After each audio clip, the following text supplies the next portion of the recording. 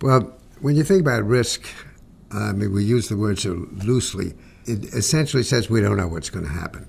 Elroy Dimpson at Harvard Business School put it, risk means more things can happen than will happen.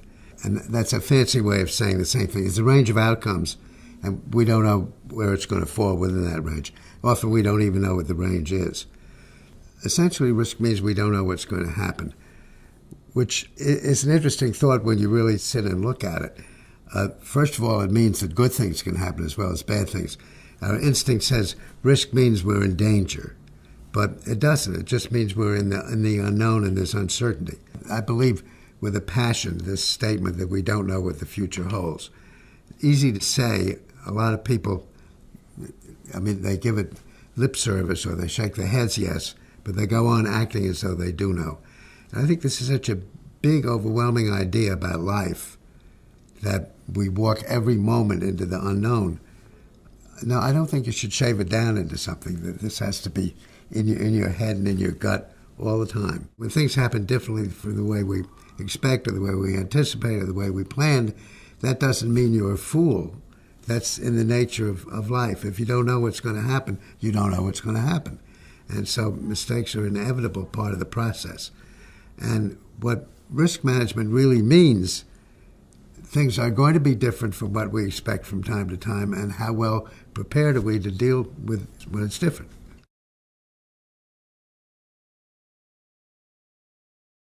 Starting in the post-war years after World War II, maybe as a consequence of this enormous shock of World War II, people began to think in more sophisticated fashion about risk. It's something more than probability.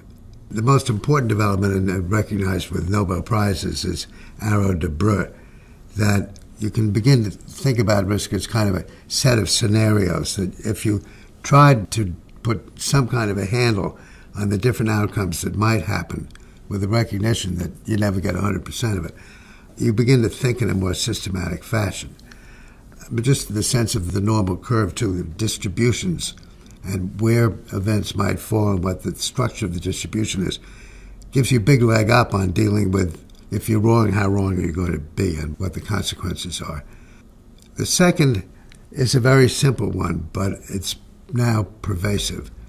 Harry Markowitz, who won one of the first Nobel Prizes in finance, in 1952, he didn't know anything about finance, but he thought he'd like to use that as a framework for thinking about trade-offs. How do you measure trade-offs? And he said, in investing, you have to think about risk as well as return.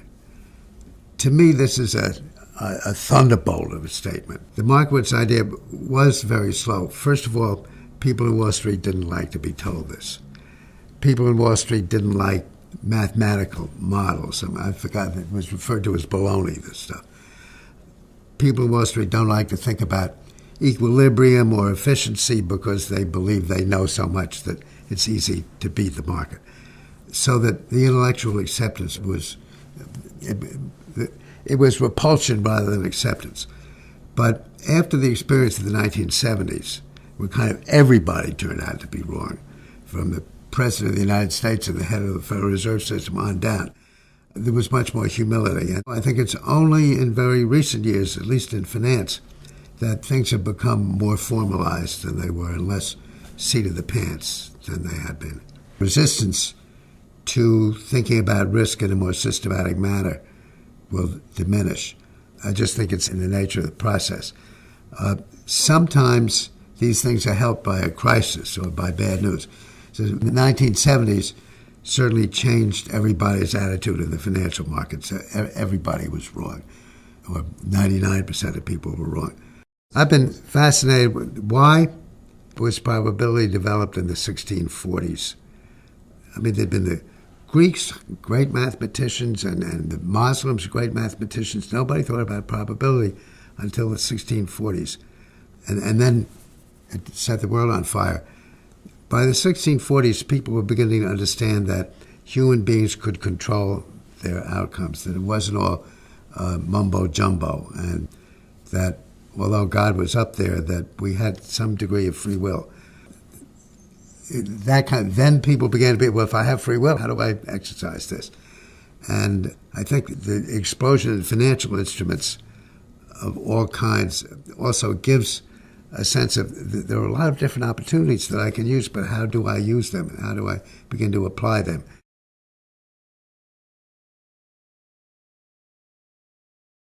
One of the more sophisticated ways of thinking about risk is options. An option gives you the right but not the obligation to respond to a change in the scene. And so it's very helpful as a hedge. If things go against you, you can do this. If they don't, you can forget about it at a modest cost. The thing was that for a very long time, people intuitively maybe understood this gadget, but had no idea really of how to put a value on it. The development of the option pricing model in the early 1970s by Fisher Black, Myron Scholes, and Robert Merton provided a quantitative way to look at it. And so the option business exploded.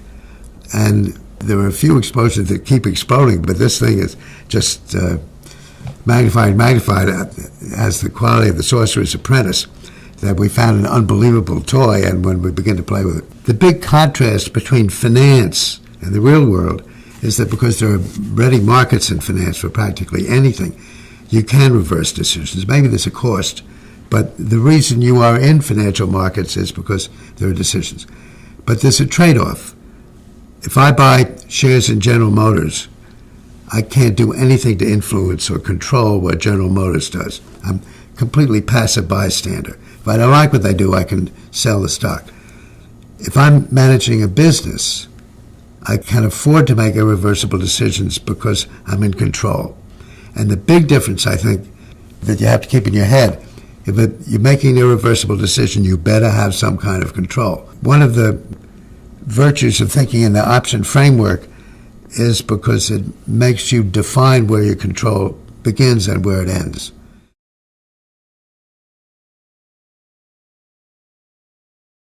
It's an interesting question why the use of optionality and thinking about these things in mathematical terms, the whole risk business in mathematical terms, moved so much faster in the financial world than in the corporate world. And I think the answer is a simple one. Think of all the data that people in finance have. You've got stock market history back to the 1870s and interest rates back to the beginning of time. So we have a tremendous amount of data to work on, and then when you begin to analyze these data and think about their relationships, the math kind of comes naturally. You test hypotheses. It's very easy to do it because you have the facts. If you're running an automobile business or a retail store, first of all, you don't have an awful lot of data. You may know something about the history of your business or one or two competitors, but you don't have this kind of easy data and going back in time easily manipulated. So thinking about risk in this kind of systematic fashion is more difficult because it's hard to test out.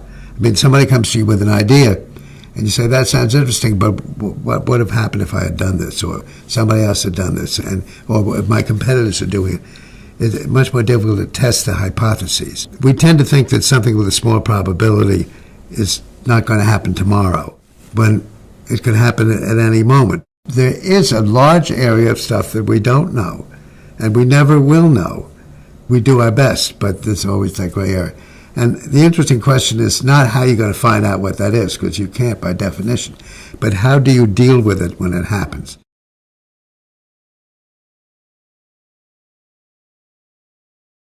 The idea of an option is such a powerful idea, and it took people a long time to understand all of the uses that it might have. The key thing about an option is that it's a right, not an obligation. You have an opportunity, but you don't have to take it. And so at its heart, this means waiting, because we'll see what happens, and then I'll decide whether I want to do it. And so this can influence important business decisions. I want to build a plan. I have a great idea for a new business, whatever. Do I have to do it now? Suppose I decide to wait. What is it worth to me to have the additional information that I will have with the passage of time? If I'm absolutely convinced that I have to do this now, or that somebody's going to catch up to me, I'll do it now. But that means that I can't afford to wait. But suppose I think I can afford to wait. What is that worth to me? And can I do it better if I wait? with more information and more opportunity to think it through. This is a big idea. Business people intuitively have done that for a long time. But this is a way using option pricing, which essentially is a function of the degree of uncertainty in the outcome. Using that to put a value on waiting, that's a stupendous idea. The kind of option that we talk about in the business world is contrasted to an option in the financial world. It's called a real option because it involves real decisions. It's my impression this is still kind of cutting-edge stuff, and a lot of people are not using this framework who could use it because it just helps you make big decisions, maybe irreversible decisions in the face of uncertainty. I mean, once the plan is under construction, you're on the hook, or the new product is being advertised, or you've cut your price. Those things have happened. It's not easy to reverse. So you want all the tools you can bring into irreversible decisions.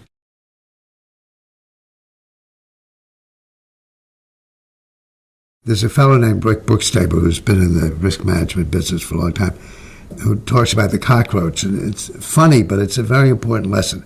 The cockroach he uses the expression coarse risk management system, C-O-A-R-S-E. At the slightest hint of danger, he runs like hell. And this species has lasted through billions and billions of years, one of the oldest species, because at any sign of danger, it runs like hell. Now, you can't, in our world, you can't exist if at the first sign of danger you run like hell. But clearly, there are things where a coarse decision-making process is more important than a model and something that's been tested on the data. There is a large area of stuff that we don't know, and we never will know. We do our best, but there's always that gray area. And the interesting question is not how you're going to find out what that is, because you can't by definition, but how do you deal with it when it happens?